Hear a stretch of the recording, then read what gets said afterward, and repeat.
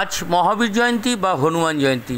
বরানগরের হনুমান জয়ন্তী উপলক্ষে বরানগর হনুমান জয়ন্তী কমিটির পক্ষ থেকে বরানগর টফিন রোড হয়ে ঠাকুরলাল রোড ধরে ডানলভে এসে ডানলভ হনুমান মন্দিরে পদযাত্রা শেষ হয়।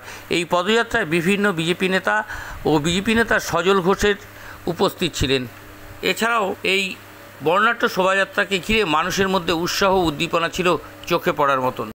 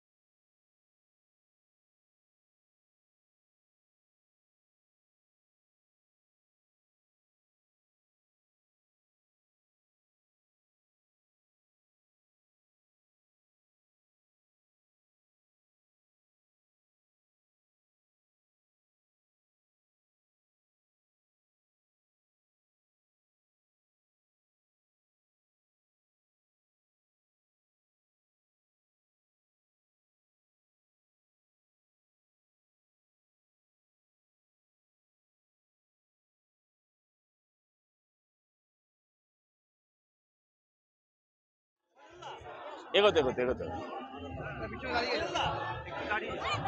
আজকে এই হনুমান জয়ন্তীর দিনকে মানুষের কাছে কি বার্তা দেবেন?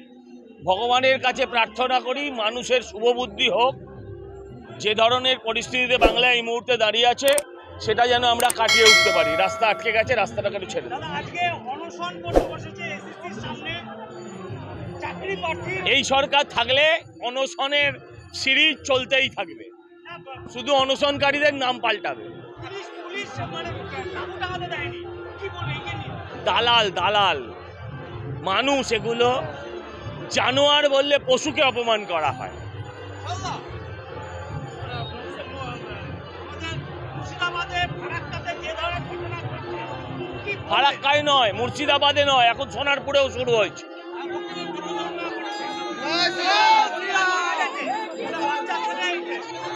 বাবা হরগোবিন্দ সাহা, ছেলে চন্দন সাহা শহীদ হয়েছেন। নিরপেক্ষ নয়, নিরপেক্ষ নয়, নপুংসক, নপুংসক। ওরা দাঁড়িয়ে বাথরুম করে কিনা জানতে হবে আমাদের।